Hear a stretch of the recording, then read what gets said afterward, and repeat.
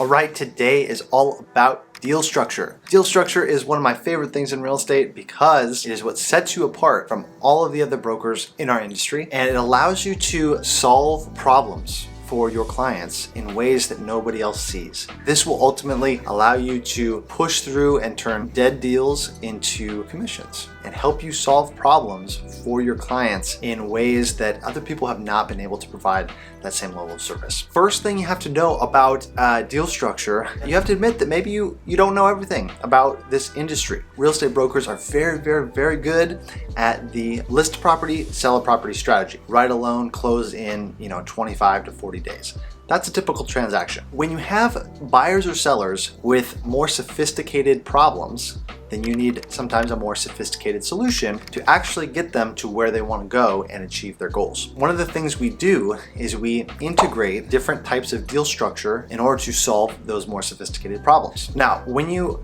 incorporate these different types of deal structures, you're often going to be bringing in a CPA or an attorney to review the contracts as well as be part of the conversation. Because this is not the typical purchase and sale agreement. A lot of these have additional addendums, have additional verbiage that you do want to protect your client and make sure that everybody's on the same page, they understand the contracts and the implications of the deal setup. So that's an important piece of this puzzle, understanding that your team might look a little bit different when you are participating in these types of transactions. We have to be open to the idea that there are other ways to solve the problems. Merely allowing for that possibility, you will start to see these problems can be solved in different ways. There's a couple of crucial deal setups or deal structures that are important to at least know about. First one we're going to talk about is the idea behind seller financing. The idea is that you have a seller who has equity in their home. And instead of bringing a traditional loan or a loan processor or a bank to bring closing funds to the table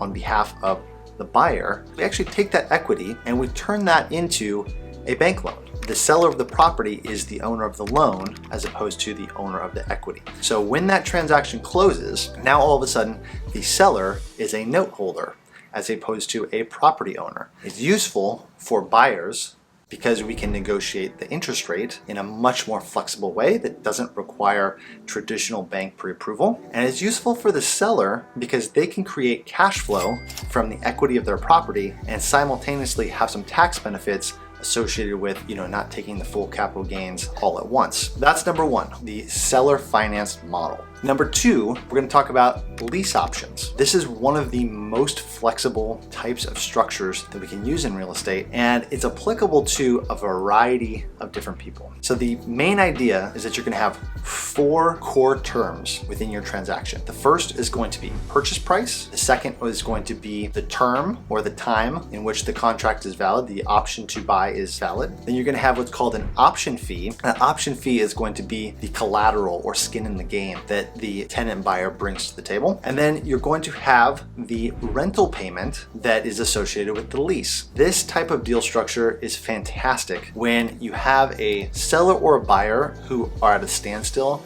and cannot sell or buy for whatever reason. So we can use this structure to solve a lot of different problems because we have a lot more variables that we can negotiate between the two parties. The next is going to be assumable loans. So the idea behind an assumable loan is that we can take an existing seller in their house with a current loan in place, and we can actually have a new buyer assume the loan under the same loan terms as the previous owner and not underwrite a brand new loan. So you can have a buyer come in, they still bring a down payment typically, but instead of underwriting and closing a new loan to close out the existing loan, we're actually going to take the existing loan, we're going to pass it from the current seller to the new buyer through the loan assumption process. The biggest benefit here is that we can extract the value of the interest rate and of the terms of the loan, and we can take that value and pass it on in the marketplace to the new buyer. So we can typically get a higher purchase price if we're representing the seller, and we can typically get a lower monthly payment if we're representing the buyer. Super useful,